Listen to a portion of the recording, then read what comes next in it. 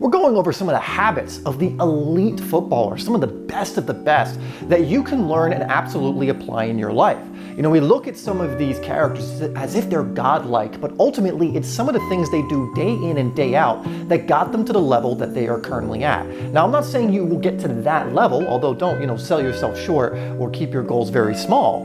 But what I am saying is you can replicate these things to the best of your ability, and it will absolutely help you improve if you do. So that's coming up next.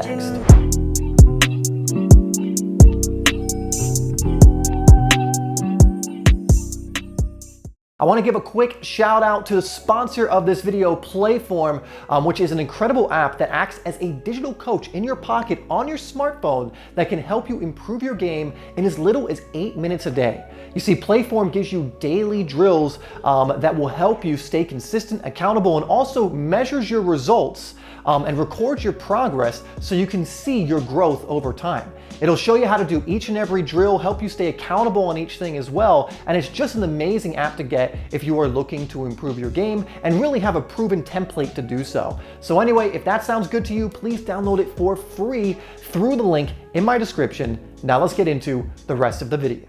Hi there, welcome to Simplysoccer. My name is Dave. If you are new here, where I am producing videos every single week to help you improve your game and stand out on the pitch. Now, one thing that's really gonna help you do that, if you haven't gotten it already, is my free ebook, Game Changer. This is a 50+ page ebook. It was originally gonna be a paid product, but I decided to make it for free. You can get that for free down below in my description. I hope that you'll get it. It is chock full of so much value. Thousands of players have already improved through using it. Now, without further ado, let's get into some of these elite habits that the best of the best have, pretty much consistently across the board that help them to get to that level, maintain that level, which we'll get into.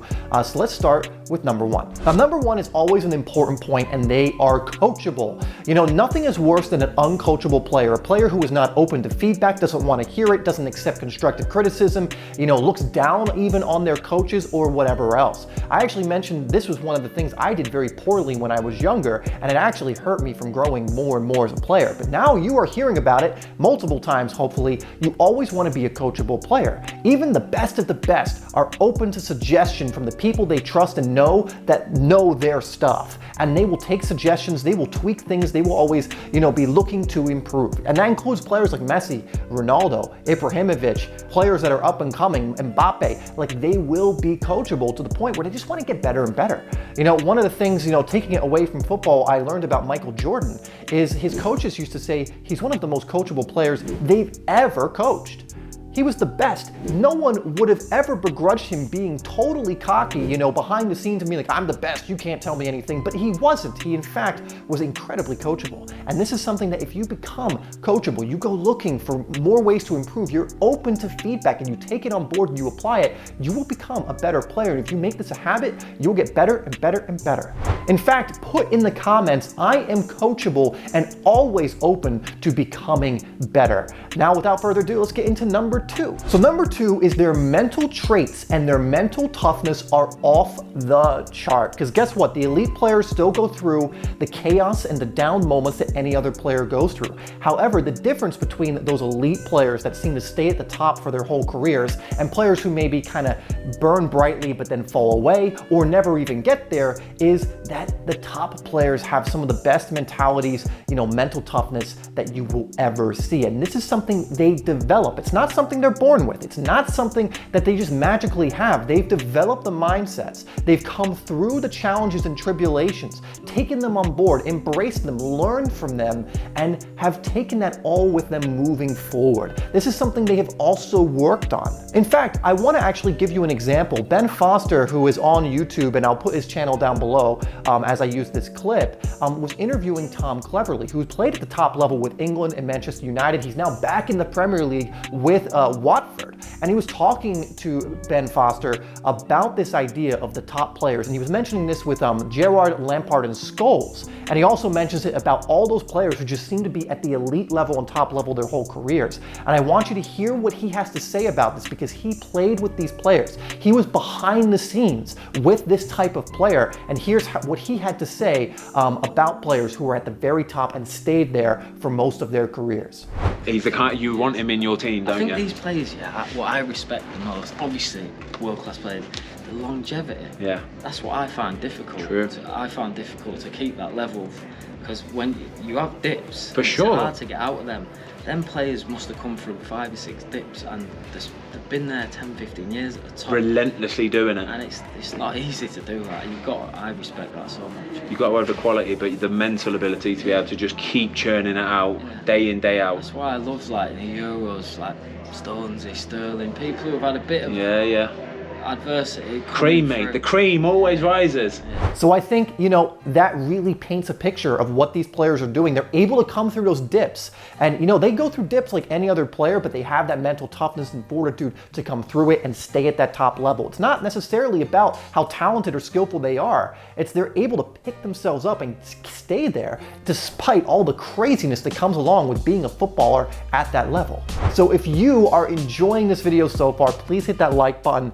And we'll move on to number 3. Number 3 is they are consistent, and this kind of plays on what Tom Cleverly was saying. This kind of plays on some of the things we've mentioned, but they are consistent. You will very rarely find, and I'm sure it happens in some cases, but you will rarely find a top player who hasn't just been consistent for years and years and years, doing the right thing over and over and over again, day in and day out. And that can be monotonous, that can be grueling, that can probably even be boring. And I guarantee these players at some point in time have gone like, I don't want to do this, but have pushed through to maintain that level of eliteness that they're at, or push through because this is their dream. They want to be doing this, right? And they have consistently put in actions that probably some other players have not done. You can't expect to get to those levels or get to even the pro game without being incredibly consistent, doing the right things over and over again, doing the right things day in and day out, rarely missing those practices or those exercises that allow them to get there.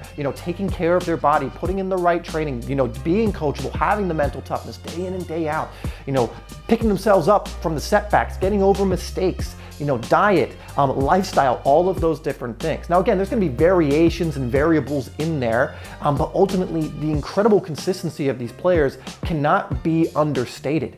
And again, you may not see it because we don't see that behind the scenes. We just see these players come out from an outside view and just be brilliant. We see Kevin De Bruyne come into a match and it's just like, wow, he's just so gifted. Look at the way he can just deliver a ball. He just seems to be thinking ahead of everyone else. But no, it is the consistent work he has done over time, day in and day out, that has allowed him to be a player of that ability. Now, number 4 is they take care of themselves. And again, this kind of goes in with the consistency again, but a lot of players don't take care of themselves to the utmost level. In general, to be a high level player, you got to be taking care of yourself at some level, right? But if you look at like the best of the best, you look at Ronaldo, for example, his diet, the way he recovers, he puts in extra. He talks about this all the time. Like, he'll put in hours for rest and recovery. Like, he's 36 years old right now, still playing at the top level, and I guarantee he's going to have another incredible season. Like, who knows? Like, I'm very curious to see how long Ronaldo can keep it up, because I don't really see an end in sight for him. Maybe he'll want to end it before he's 40 or whatever, but I could totally see him playing at a really good level still into his 40s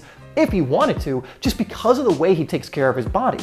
Now, the thing with top pros is they all do this. This is why they have that longevity, is they take care of themselves in every way, mentally, physically, especially with their bodies, and they also know how to recover from injuries. You see some of the players that have come back from horrible injuries. We've mentioned Gerrard in this video. Gerrard has some absolutely horrendous injuries in his career. There was one point I was listening to a podcast with Gerrard, I think it was Jamie Carragher and Gerrard, and he was talking about, like, at 30, he thought his career was almost over because he had this horrific injury. And it did lead to him dipping in his abilities, and he wasn't the same player exactly in that box-to-box role, but he was able to still come back and play at a high level in a different role after that. And this is what these players do. They really look after their body. They're adaptable, which we'll get into in a minute, but they really live the lifestyle and put their careers first. And you won't find them eating junk food that often. You won't find them, even some of them abstain from alcohol. Again, these things aren't necessary, but you will find like the best of the best, like the Ronaldos just doing everything he can, leaving no stone unturned to look after his body so that he can keep playing at the elite level, even at the age he's at. Ibrahimovic is another good example of being able to do that as well. And number 5, and this is a big one actually, and this is one I really think goes into the longevity of these players at the top level, is they are adaptable. How many times has a player had to adapt to a new coach or a new environment when they go to a new team? The players that really stay at the top, they stay at the top regardless of the team they go to, of when a new kind of coach comes in and changes things up, of as they age. You know, you have to have this adaptable mindset. If you have a fixed mindset and you're a player, no, it's got to be this way, my way, or no other way, these are the players that usually fizzle out. You know, they maybe have attitude problems, you know, that maybe they start crying if things aren't going their way, not literally tears, but moaning about it, right? But the best of the best, the ones that stay at that level, they do everything they can within their power to perform, and they're able to adapt to different situations. I guarantee there are professional players who've had a coach come into their club that they haven't liked or haven't agreed with. But the best of the best will work alongside as best they can with that coach in order to still perform well. Or maybe they've gone to a new team and it's taken them a little bit of time to adjust, but they've come good over time because they've learned what they needed to learn, they've adapted so that they can perform well. And this is what the best of the best do. Again, we can use Ronaldo as an example. Every team he's gone to, he's adapted and performed at. You know, we can look at Ibrahimovic, who is probably one of the most successful at doing it, just going from team to team to team and being successful at almost every single one, and being able to perform well at every single one, because he has this as well, this ability to adapt to new environments, new coaches, having that confidence to go in there and be able to do that. And I believe this is something that the top pros, the elite players, are able to do. Now, one other thing I want to mention, and I already kind of talked about it, is adapting over age, because Tom cleverly mentioned this too, about how, you know, they're just able to stay at that elite level just for so long. And I believe it's also, as they get older, adapting their game to suit the body they're currently in. For example, I mentioned Gerrard, he played in a much more deep-lying playmaker role when he didn't quite have the legs to do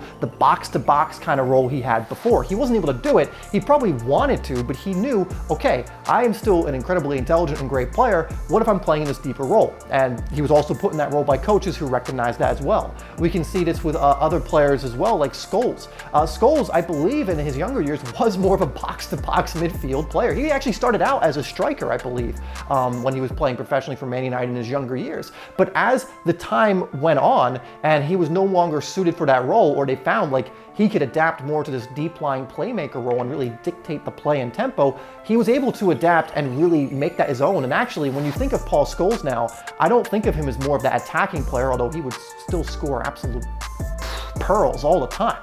But I think of him more of that dictator, that more dictating the tempo and finding players from deep and having that pinpoint pass just so perfectly done and being so intelligent with the ball. That's what I think of when I think of Paul Scholes, not the lung-bursting attacking player that at one point he was to a certain degree. But these players all have that adaptability. They're able to adapt over time so that they can get the most out of themselves and have the biggest impact regardless of what's happening externally. All right, guys, so those are some of the habits of the elite footballers, or just pro footballers in general, that you can start applying to your own game to improve. Again, I'm not saying you're gonna get to those levels, although that can still be a goal of yours. What I am saying is that applying some of these, or all of these, is only going to help you improve. So I hope you've enjoyed this video, and I'll see you in the next one.